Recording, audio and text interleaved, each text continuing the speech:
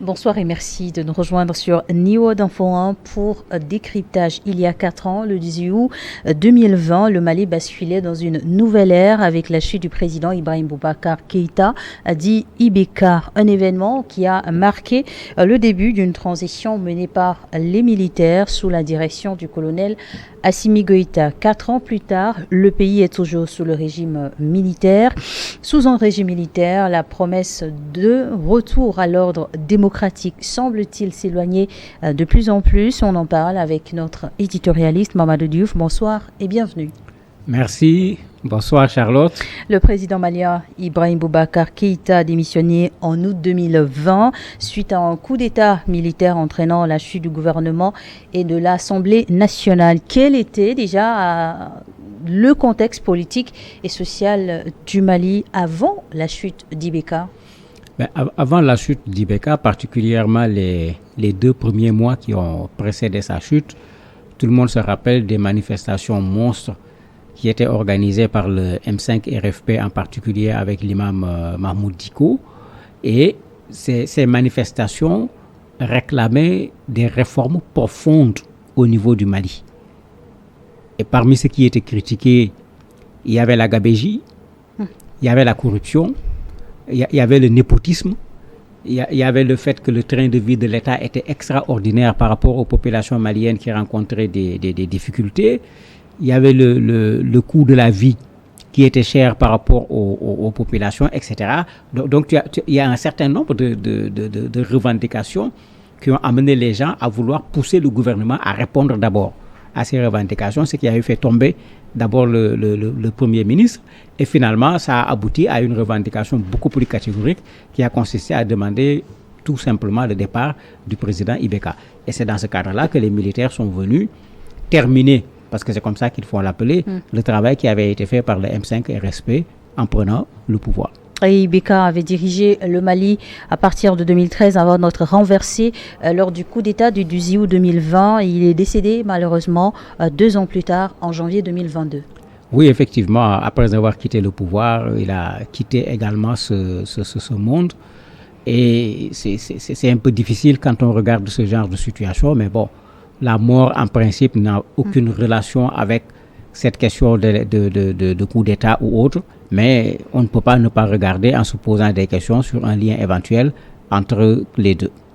Et son règne a coïncidé également avec la tourmente dans laquelle le Mali était plongé depuis 2012 en raison d'une prolifération de groupes armés sur le territoire malien. D'ailleurs, le CNSP, aujourd'hui au pouvoir au Mali, a justifié le coup d'État par la mauvaise gouvernance, l'insécurité grandissante dans le pays, entre autres. Et quelle est la situation à ce jour? On peut dire qu'à ce jour, si on compare avec le Mali au moment où IBK quittait le pouvoir, mais on peut dire sans risque de se tromper que la situation sécuritaire s'est améliorée. Puisque on se rappelle que pendant que IBK était au pouvoir, vous avez des parties du territoire beaucoup plus importantes que maintenant qui étaient entre les mains aussi bien des groupes Touareg qui n'étaient pas considérés comme des terroristes à l'époque que entre les mains des groupes armés terroristes. Prenons le cas de Kidal par exemple. Le Mali en tant que pays officiel ne pouvait pas aller à Kidal, si je peux le dire ainsi, sans l'autorisation des Touaregs. Aujourd'hui, ils peuvent aller bien loin, au-delà même de Kidal. On se rappelle de l'expérience du Premier ministre Mara qui a dû aller se cacher chez les gens de la MINUSMA quand il a voulu un peu forcer la main. Donc quand on regarde sous cet angle, il faut reconnaître que d'un point de vue sécuritaire quand même, il y a un changement qui est consécutif également au fait que l'armée malienne, accompagnée par les Russes, plus également l'achat de matériel, c'est l'armée malienne qui est plutôt à l'offensive. Alors qu'auparavant, c'est le contraire. On a vu plusieurs fois l'armée malienne battre en retraite devant une attaque des groupes armés terroristes. Aujourd'hui, ce n'est pas le cas. L'armée malienne prend l'initiative, c'est la première chose. La deuxième chose, même quand il y a des attaques des groupes armés terroristes, on voit l'armée malienne qui répond à ces attaques. On n'avait pas cela de façon aussi systématique pendant les derniers moments du règne de IBK, où les gens commençaient même à craindre, si on peut l'appeler ainsi, le chaos, malgré la présence de multitudes de forces sur le territoire malien. Et sur le plan développement social, quelles sont les principales mesures prises par le gouvernement actuel pour répondre efficacement aux attentes des Maliens? Le gouvernement malien ne peut pas répondre aux attentes des Maliens. ne faut pas qu'on passe par 4 chemins. Pour 2 raisons. La première raison, le Mali est comme une bonne partie de nos pays avec une économie qui est plutôt extravertie. Donc on se retrouve dans un marché où la fixation des prix ne se trouve pas entre nos mains. Les prix sur lesquels nous pouvons agir, c'est vraiment quelques prix. Et ce qui pose un énorme problème.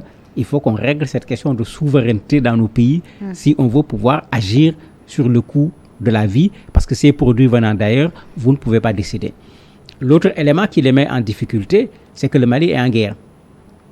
Pendant qu'on est en guerre, le budget, une partie va aller vers la guerre et le côté social va payer un prix doublement. Parce que le budget va être diminué, mais on aura tendance également à augmenter les taxes ou à créer des taxes supplémentaires pour pouvoir financer la guerre. Et quand on dit taxes, bien sûr, c'est toutes les populations qui payent. Quand vous mettez ces 2 éléments ensemble, vous comprenez pourquoi il va être difficile pour le pouvoir malien de répondre à l'attente des populations, même si pendant les manifestations pour le départ de IBK, cette question de la vie chère se posait. Aujourd'hui, la question se pose encore plus parce qu'il y a une augmentation du coût de la vie partout. Parce que ce n'est pas spécifiquement malien. Maintenant, ça sera encore beaucoup plus difficile au niveau du Mali à cause de la guerre. Et logiquement, la situation économique également se voit affectée. Oui, il y a des efforts qui sont faits en termes de résultats. Puisque le Mali est un pays en guerre, le pays ne s'est pas écroulé. Il y a des aspects où l'État a fait des efforts sur la production de l'or, sur un peu plus de transparence sur cette production de l'or, et ça permet de pouvoir capter des capitaux qui échappaient à l'État malien. Mais c'est la guerre qui fait que ces efforts qui vont être faits ne pourront pas satisfaire l'attente des populations, puisque militairement, vous voyez les groupes armés terroristes qui, depuis quelques mois, recommencent à faire un certain nombre d'attaques de façon plutôt spectaculaire. Mais cela veut dire qu'il va falloir encore mettre des moyens pour l'armée pour pouvoir contrecarrer ces groupes armés terroristes qui sont sur le territoire malien. Mettre plus de moyens pour les militaires, mais ça veut dire ne pas pouvoir aller dans le sens de satisfaire les besoins des populations. C'est l'économie de guerre, comme on l'appelle de façon générale. Quand elle est là, on a plutôt tendance à dire aux populations de participer à l'effort de la guerre, et participer à l'effort de la guerre, c'est perdre encore quelque chose. Une des grandes préoccupations du gouvernement ainsi que des Maliens, c'est aussi la question sécuritaire. Et depuis la reprise de Kidal, les opérations militaires ont eu un impact significatif sur la sécurité des populations locales. Le gouvernement central, grâce à l'appui de ses partenaires, notamment les Russes, vous le disiez tantôt, ont connu des avancées, mais ont-ils d'autres territoires à reconquérir aujourd'hui? C'est Kidal qui était le symbole de façon extraordinaire.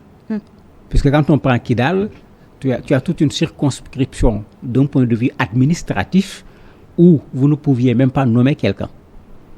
C'était très compliqué. Vous avez d'autres espaces du Mali qui sont entre les mains des groupes armés terroristes. Mais souvent, c'est des villages, c'est des zones géographiques éloignées, etc., qui n'ont pas le même symbole que Kidal.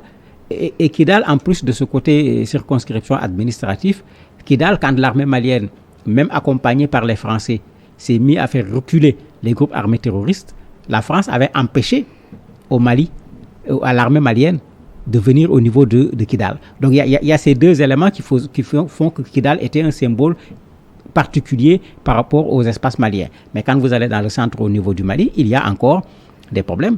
Quand vous allez dans la zone des 3 frontières, il y a encore des problèmes, mais ces groupes ne sont pas installés de la même façon que les Touaregs étaient installés au niveau de Kidal. Rappelez-vous que pour le référendum, les Touaregs ont dit qu'il n'y a pas de référendum à Kidal, et effectivement, il n'y a pas eu d'élection à Kidal. Bon, ce n'est pas la même situation dans d'autres endroits au Mali où quand même vous avez encore la mainmise des terroristes sur certains territoires. Et 4 ans après la chute d'Ibrahim Boubacar Keïta, on va également parler de son ancien Premier ministre, Bobo Cissé. Un mandat d'arrêt international a été mis contre lui. Que lui reprochent les autorités maliennes? Il y a plusieurs choses dedans. Bobo Cissé, est-ce qu'il est toujours en Côte d'Ivoire ou pas? Je ne sais pas, mais il s'était réfugié en Côte d'Ivoire puisque les autorités lui reprochent aujourd'hui de faire partie de ceux qui veulent déstabiliser le Mali. Et il faut rappeler aussi qu'il avait été arrêté à la chute d'IBK avec son président. Oui, au départ, ils avaient été arrêtés, mais tous avaient été également libérés à un certain moment, puisque tout le monde avait réclamé soit un procès en bonne et due forme, soit qu'on leur retourne leur liberté. Maintenant, il avait commencé à être dit que bon, il est impliqué dans ceci, il est impliqué dans cela. Ben, il a préféré, comme beaucoup d'autres Maliens d'ailleurs, il n'est pas le seul, prendre la poudre d'escampette avant de se faire arrêter à nouveau. Aujourd'hui, on l'accuse dans plein de choses, puisqu'il y a des Maliens qui ont mis en place un gouvernement à l'extérieur qui n'a quand même pas fait long feu. Ils en ont parlé, mais on ne voit pas quelque chose de concret qui soit en train d'être fait. On le soupçonne d'être derrière tous ces éléments de déstabilisation par rapport au pouvoir malien. Mais bon, pour savoir qu'est-ce qui se passe réellement, il faut un procès pour qu'il puisse également répondre de ce qu'on lui reproche. Sinon, entre accusation et contre-accusation, il va être difficile de savoir où se trouve la réalité. Et en total désaccord avec la communauté internationale, mais également avec la CEDEAO comme organisation régionale. Comment le Mali se positionne aujourd'hui en matière de politique étrangère? En matière de politique étrangère, le Mali insiste sur sa souveraineté. Je crois qu'on les a entendus utiliser plusieurs fois ce mot à travers les discours qu'ils tiennent. En termes de partenariat, on parle souvent des Russes en oubliant qu'il y a les Chinois qui sont là, en oubliant qu'il y a les Turcs également qui sont là et qui sont véritablement présents dans ces pays pour pouvoir profiter malheureusement de ce marché de la guerre qui est le marché de l'armement.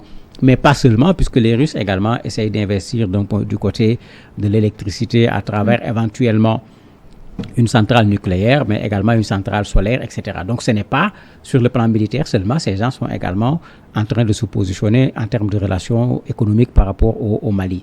Mais sur le plan diplomatique, il y a la création de l'AES, le Mali est partie prenante de cette création de l'AES.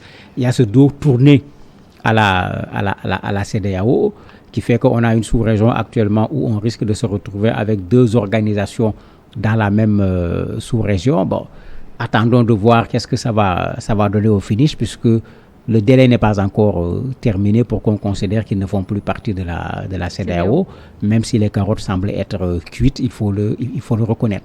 Sur un autre aspect, vous avez cette relation tendue avec un certain nombre de pays, particulièrement la France, mais pas seulement, en partie la Côte d'Ivoire, avec un certain nombre de présidents de la sous-région, etc., des relations compliquées avec l'Algérie actuellement où se trouve l'imam Mahmoud Dicko et qu'on considère un peu comme étant j'allais dire la cachette de ces Touaregs qui ont attaqué le Mali au niveau de Tinzaouaten. Donc il y a tous ces éléments qui font que d'un point de vue diplomatique, autant il y a de très bonnes relations avec un certain nombre de pays, autant il y a des relations difficiles avec d'autres. Et sur le plan économique, le Mali d'Assimi Goïta a choisi de se tourner vers les BRICS, formant de nouveaux partenariats avec des pays tels que l'Iran et la Turquie. On peut dire qu'ils y sont pratiquement. J'ai dit pratiquement parce que la Russie est un de leurs partenaires. La Russie est membre des BRICS. La Chine est un de leurs partenaires. La Chine est parmi les BRICS. L'Iran, ça fait que maintenant c'est clair qu'ici, c'est plutôt un partenariat d'État à État. C'est du bilatéral. Quand ça va être le BRICS, ça va être autre chose, puisque c'est une organisation à laquelle on peut adhérer, comme on l'a vu lors de la dernière rencontre au niveau des BRICS. Il y a un certain nombre d'États qui ont été admis à l'intérieur de cette structure. On n'en est pas encore là-bas pour le Mali, et il est logique qu'on voit le Mali aller dans ce sens, parce que quand vous regardez de l'autre côté, au niveau des autres organisations, vous avez ceux que le Mali considère comme des adversaires qui tiennent les éléments là-bas. La France, les États-Unis, l'Angleterre, etc. Un certain nombre de pays qui, pour le moment, ne tiennent pas un discours favorable au régime malien. L'Angleterre vient d'avoir un nouveau Premier ministre. On verra est-ce que la posture va être la même ou les choses vont évoluer. Mais quand vous regardez du côté des BRICS, on n'a pas vu parmi les pays qui sont là-bas des pays qui ont dénoncé le Mali et qui s'en sont pris au Mali. Et quand vous regardez au niveau des autres organisations, vous avez des pays qui sont aujourd'hui frontalement opposés au Mali. Et 4 ans plus tard, quel est le sentiment général de la population malienne après la chute d'Ibeka? Le sentiment est mitigé parce que d'un point de vue militaire, il y a un soulagement, mais il n'y a pas encore la solution. Et là, il faut tenir le langage de vérité. Une guerre asymétrique, on ne s'en sort pas facilement. Et c'est pourquoi c'est très compliqué. Tu ne peux même pas te projeter en disant que nous allons régler le problème dans. Donc il y a un problème qui est là, qui avait été utilisé par les militaires comme raison fondamentale pour prendre le pouvoir. Ce problème n'est pas encore résolu. Il y a les problèmes que j'avais cités tout à l'heure que le M5 RFP reprochait au pouvoir de IBK. Le problème de la corruption n'a pas été résolu, bien que des efforts soient faits, parce qu'il y a des gens qui sont arrêtés, il y a des gens à qui on demande de rembourser, mais la corruption continue, y compris dans la transition, puisque la structure, le bureau des vérificateurs généraux a publié des rapports où on se rend compte que même pendant la transition également, le problème de la corruption est encore là. Certains Maliens se plaignent également que le népotisme est toujours là. La question des prix, on en a parlé. Entre IBK et aujourd'hui, les prix n'ont pas diminué, les prix ont plutôt augmenté de façon générale. Donc, il y a des problèmes qui étaient là, qui sont encore là. Même s'il y a d'autres résultats qui sont là où les choses ont évolué. Tous les Maliens se félicitent aujourd'hui de la façon dont les examens scolaires sont organisés, les concours pour l'entrée à la fonction publique, puisque ça se faisait d'une façon où on ne savait plus comment les résultats sont proclamés. Il y a un effort qui est actuellement fait dans ce sens-là. Donc, la situation est un peu mitigée. Il y avait des aspects où on peut avoir satisfaction, comme il y a des aspects où on ne peut pas avoir satisfaction pour le moment. Et pour l'heure, la transition se prolonge au Mali. Aucune date électorale n'a encore été fixée. Quels sont les défis à relever pour un retour à la démocratie et à la stabilité au Mali? Ça, c'est une grande interrogation. Oui, là, ça devient plus compliqué puisque le dialogue intra-malien n'a pas donné les résultats escomptés, puisque l'opposition avait joué sur le fait qu'on avait suspendu les partis politiques. Et ils avaient joué sur ça en leur disant, mais nous représentons des partis, nous avons besoin de nous réunir, de décider et d'envoyer quelqu'un qui va porter la voix du parti, puisque nous sommes suspendus, on n'a pas à venir. Et il faut reconnaître que le Premier ministre n'a pas réussi de ce côté-là, puisque l'opposition s'est plutôt mis de côté et a plutôt boudé ces rencontres intermaliennes qui auraient pu permettre de mettre en place une autre transition. Bon, finalement, la rencontre a quand même pris... cette transition a été prolongée de 5 ans.